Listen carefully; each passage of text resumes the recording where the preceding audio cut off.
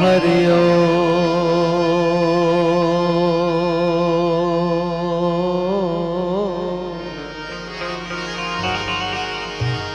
हे हरि हरि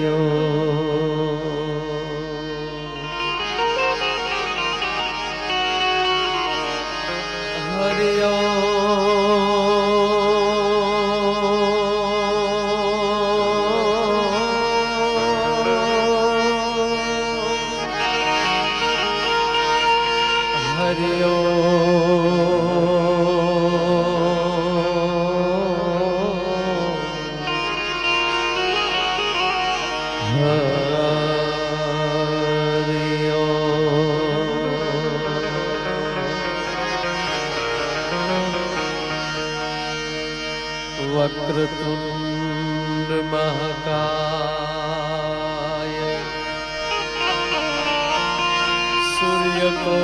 सूर्यकोटि समप्रभा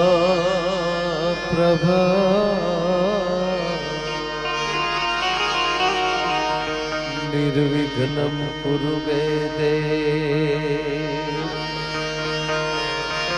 निर्विघ्नं कुरु मे देव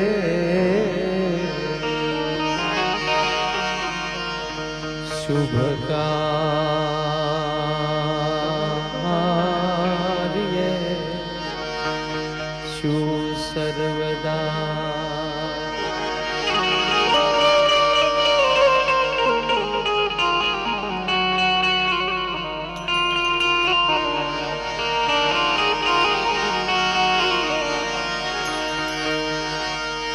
मनोजवं मारुततुल्य वेगम्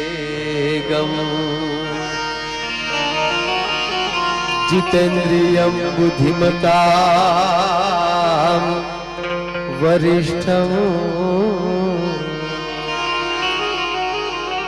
वातात्मजं वानरयूथमुख्यं श्रीरामदूतं शरणं प्रपद्ये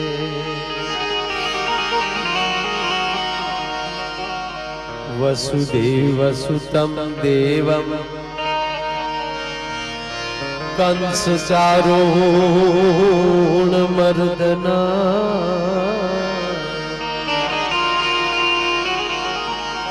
देवकी परमानन्दं कृष्णं वन्दे जगद्गुरु देवकी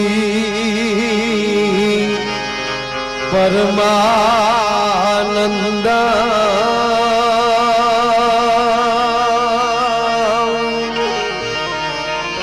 देवकी परमानन्द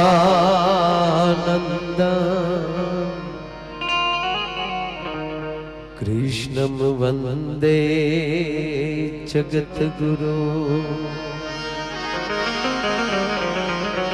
गुरु ब्रह्मा गुरु विष्णु गुरुर्देवो महेश्वरा गुरु ब्रह्मा गुरु विष्णु गुरुर्देवो महेश्वरा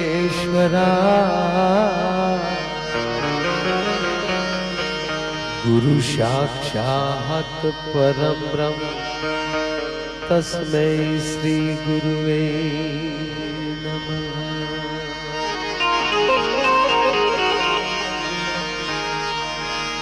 नमामि समीशान निर्वाण रूपम विभो व्यापकम ब्रह्म वेद स्वरूपम निजम निर्गुणम निर्विकल्पम निरीहम सीधाकाशमाकाशवासम भजे सीधाकाशमाकाशवासम भजे हम।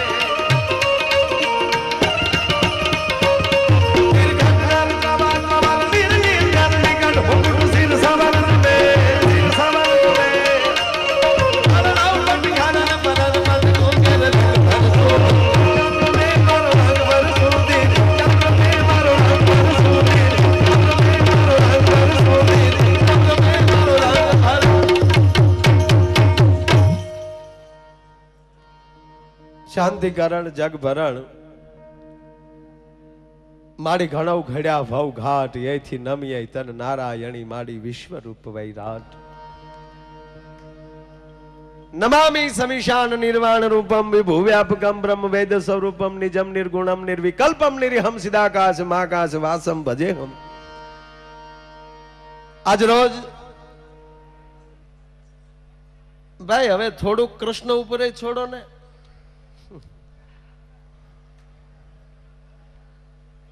આ બધું આપણે કરશું નહીં મેળાવે જ્યાં પ્રભાત ક્ષેત્રની આ ભૂમિ છે અને આ બધા જાણીએ છીએ કે જ્યાં અખિલ બ્રહ્માંડના માલિક 5000 વર્ષ પહેલા એક આયેલી મહાન વિભૂતિએ વિદાય લીધેલી એમના ચરણોમાં એમની જ ભાગવતનો અમૃતપાન અહીંયા ભાલકા તીર્થમાં સમગ્ર આહિર સમાજ મળીને જ્યારે આવું જબરજસ્ત આયોજન કર્યું છે પહેલા તો આ આયોજનને તાળવીના ગગડારથી વધાવો મારા પર અને બીજી વાત એ છે કે અહીંયા તમામ આયોજકો છો અહીંયા જેટલા બેઠા છો એ તમે તમામ આયોજકો જ છો તમારી વ્યવસ્થા તમારી પાસે છે આમાં એક પણ આયરનો દીકરો નાનો નથી ને એક પણ આયરનો દીકરો મોટો નથી અહીંયા કૃષ્ણના ચરણે એમ કહેવાય કેવા ભાવથી બેઠા છીએ અને મારા શબ્દોની શરૂઆત કરતા પહેલા એક વાત કહી દઉં કે આ બાપના ચરણમાં બેઠા છીએ ભાઈ સાંભળજો પ્રજા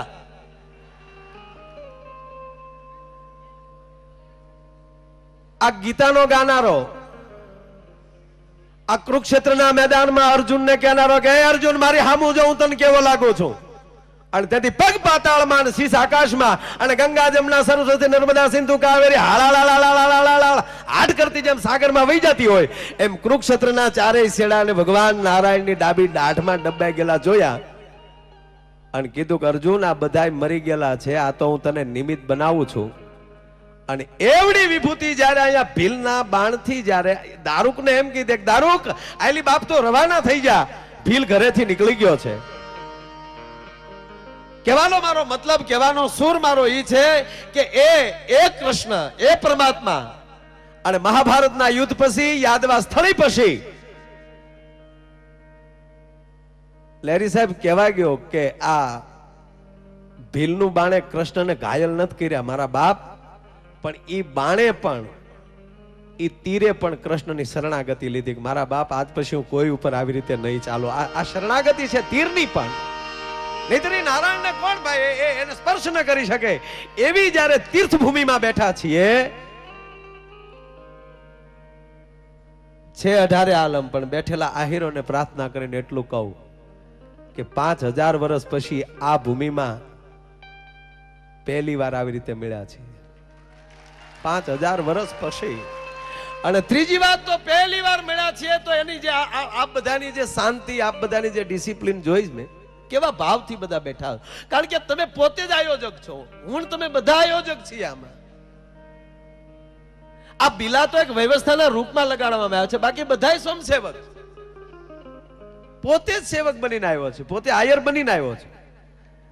હમણાં મને એક ભાઈએ કીધું, મને કે તમારા આયરો ને હવે હું ઘટે? મેં કીધું હજી વિવેક ઘટે. આ નરું સત્ય કહું. અને ઈ વિવેક ઘટ્યો હતો ત્યારે આદિવાસ સ્થળી થઈ છો. યાદવા સ્થળી કરવા માટે બોય બીજો કોઈ નહોતો આવ્યો, જે વિવેક તૂટ્યો છે. એમ આજ ભગવાને કોઈ એવું કે ભાઈ યાદવા ઉપર શ્રાપ હતો, એ કેદુનું તેદી પૂરું થઈ ગયું, અને એ પૂરું થઈ ગયું હોય તો જ આ ભાગવત કરવાનો વિચાર કૃષ્ણએ આપ્યો હોય ભલામણા, નહીંતર આ વિચાર ના આવે. એ બધાને મોક્ષ મળ્યો હોય. અને બીજી વાત એ છે કે એનું ભાગવત આપણે એને શું સંભળાવી દઈએ. પણ આજ મને એવું લાગે છે કે એ તમામ વસ્તુ છે એમ કહેવાય નિર્વાણ પામી છે. અને આજ કૃષ્ણ મારો બાપ આપણી ઉપર મોજમાં છે, એટલું નહીં, આ સ્વામીઓ નાથ આપણી ઉપર મોજમાં છે. અમીરભાઈ, ગઈકાલની કથામાં પૂજ્ય મોરારી બાપુએ ગોવામાં આ પ્રસંગ યાદ કર્યો છે કે ભગવાન કૃષ્ણ અને બળદેવજી એમ કહેવાય છેલ્લી વાર ભગવાન સોમનાથને એમ કહેવાય જળ ચડાવે છે, અભિષેક કરે છે. અને એકલા હિરણના નીરનો એમ કહેવાય અભિષેક નહોતો, એકો યમુનાના નીરનો અભિષેક નહોતો, ભેગા ભેગ ભગવાન કૃષ્ણના આહુડાનો પણ અભિષેક થતો હતો. બળદેવ આ ચિત્ર જોઈ ગયા એટલે એને ખબર પડી ગઈ કે હવે મારો નાથ આયલી નીકળવાની તૈયારીમાં લાગે. શેલો અભિષેક ભગવાન સોમનાથનો કરીને, અને અહીંયા પણ શિવ એની સાક્ષી પૂરે છે એના ચરણોમાં પણ. અને એ ભગવાન શિવના ક્ષેત્રમાં, ભગવાન કૃષ્ણના ક્ષેત્રમાં આજ જ્યારે હું તમે મળ્યા છે ત્યારે વધારે આગળ ન બોલતા બધું આપણે ખૂબ મોજ કરવી છે, આનંદ કરવો છે, અને એના કૃપાથી તો થયું છે. આ માણાનું ગજુ નથી હો ભાઈ. આ કદાચ આ તો એક યાદવો જ ભેગા થયા, આહિરો જ ભેગા થયા, બાકી 18 વરણ ભેગા થાય ને આને ન કરવા દેવું ન કરવા દે. આ એની કૃપાથી થયું છે. આ બધાના હૃદયમાં ઈ વહ્યો છે, અને એની કૃપાથી જયારે આવો ભાવ વિભોર. અને કનૈયો એ તો પ્રેમનો દેવ છે ભલામણા, એ કોઈથી કરૂર હોય નહીં, એ પ્રેમનો દેવ છે. હમણાં એક ભાઈ મને કીધું, મને કે મારે ભાઈ રાધા કૃષ્ણ એક જ છે. મેં કીધું હા. તો મને કે આખા ભાગવત ની અંદર ક્યાંય રાધાનો ઉલ્લેખ કેમ નથી? મને કે આ રાધા એ કલ્પિત પાત્ર છે. વાત સાચી ભાઈ, ભાગવતમાં રાધાનો ઉલ્લેખ નથી. પછી મેં કીધું તને ખબર છે શું કામ નથી? વરકે દાદા હું કીધું સોટી ઉપડ્યો. કારણ કે સુખદેવજીના ગુરુ તે રાધા હતા, અને રાધાનું નામ લઈને ત્યાં સુખદેવને સમાધિ સડી જતી. આ સત્ય વસ્તુ છે. અને જો પરીક્ષિત એને પ્રશ્નો પૂછે ને એમાં જો રાધાનું પ્રસંગ આવી જાય, અને હાથ દીમાં બધું સમજાવી દેવાનું હતું, અને એમાં જો રાધાનું નામ આવી જાય ને જો સુખદેવને સમાધિ સડી જાય, તો પાછું પરીક્ષિત નું શું થાય? જાણી જોઈને સુખદેવે આખા ભાગવતમાં ક્યાંય રાધાજીનું નામ નથી લીધું. એ રાધાની કૃપા હશે, ક્યાંક કૃષ્ણની કૃપા હશે. અને એવી કૃપાથી આજ જયારે હું તમે મળ્યા છીએ ત્યારે એક વાત કરતા મને એક આનંદ થાય છે કે ફરી વાર કહેવાય ગયો 5000 વર્ષ પછી એટલા બધા આહીરો જયારે મળ્યા છે. બધા ભાઈઓના ફોન આવતા મને કે એટલું બધું માણા. મેં કહ્યું સારું કરી તો માણા થાય જ ને, એમાં કઈ માણાથી બીવાનું હોય? માણા હાથું જ કર્યું છે. આ માણા નો થાય શું થાય? આપણે એક બાજુ માણા ભેગું કરવું છે, બરોબર? માણા આવે એવું કરવું. આવી જાય કે ભાઈ બહુ આવી ગયો, પણ આવે તો ખરું જ ને. આયોજન સારું છે ન આવે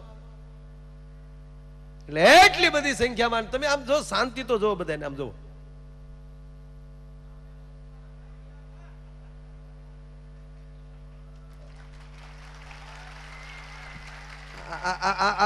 આ શાંતિ આ પોતાનું નહીં તો નહીતર એટલું માણા ભેગું થાય તો હું કોઈ કલાકારોને સાંભળે એમ કયો હામાં દુહા ગાય ડોહા.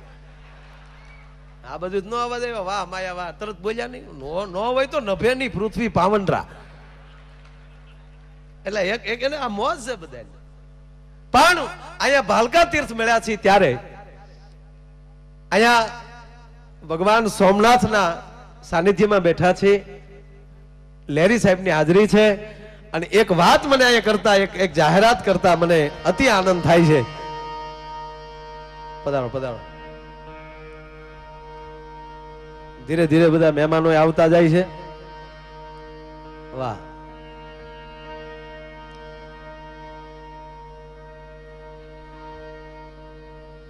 આજના આમાં દુહા ગાવા લાને દુહા ગાવા બધું બધું આવશે નહીં, તમને તમને નહીં ગાવા દઉં.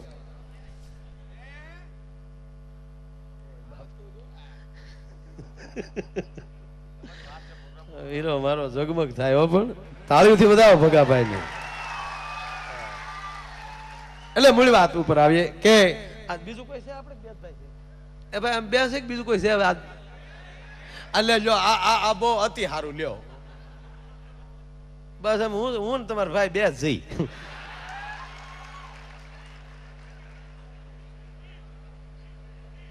અને પૂજ્ય મોરારી બાપુ લહેર સાહેબ ભાવનગરની કથામાં કીધું હતું કે કીર્તિની માયા ને માયાની કીર્તિ.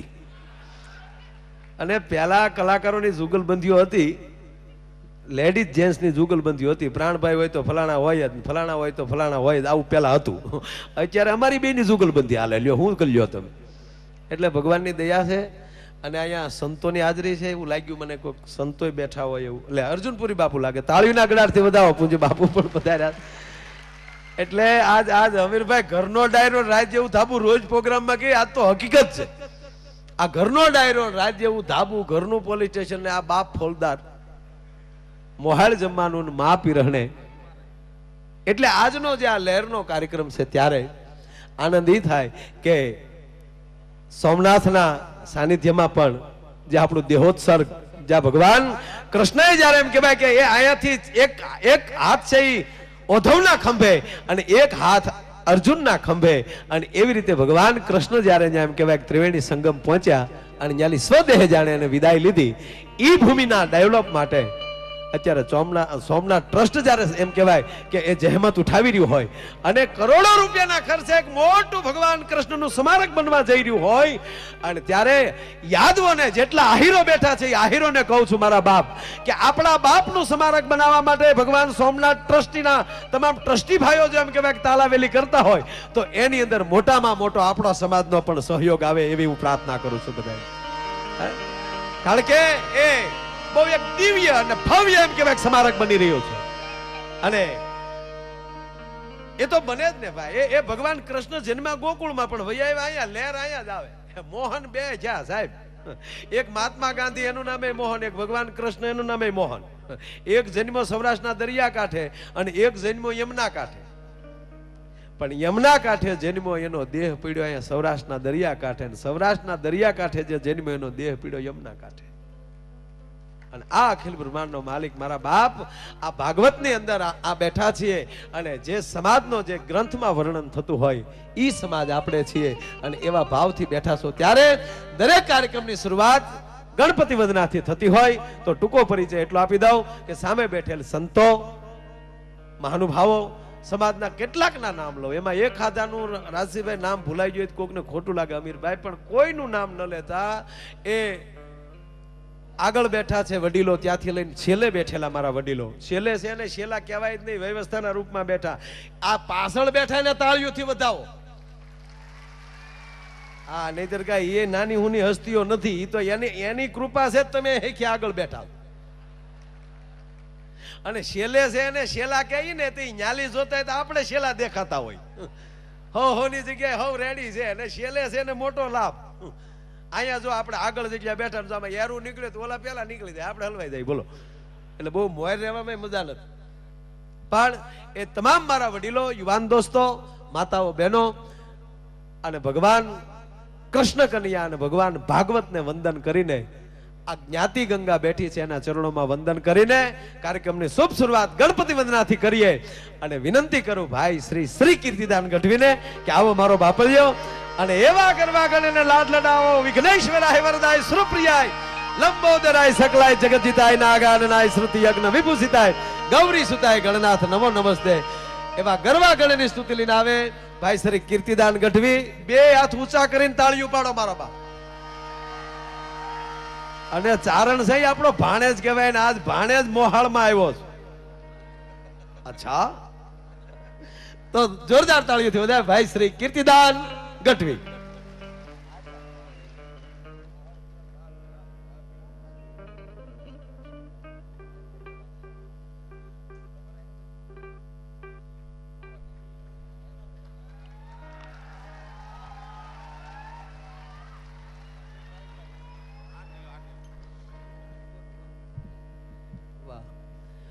પધારો બેન. બેન શ્રી પૂનમબેન મેડમ પધાર્યા છે. તાળીના ગડારથી આપણે એમને વધાવીએ. માર્કે કાકા પધાર્યા છે. વાહ. દરેક મહાનુભાવોનું અહીંયા જોકે એનું સ્વાગત કરવાનું હોય જ નહીં, પોતાના જ પ્રોગ્રામ છે એટલે પોતાને આવવું જ જોઈએ, એમાં કોઈ સવાલ નથી. પણ દરેક મહેમાનોને તાળીના ગડારથી વધાવો. શાબાશ મારો બા, ધન્યવાદ.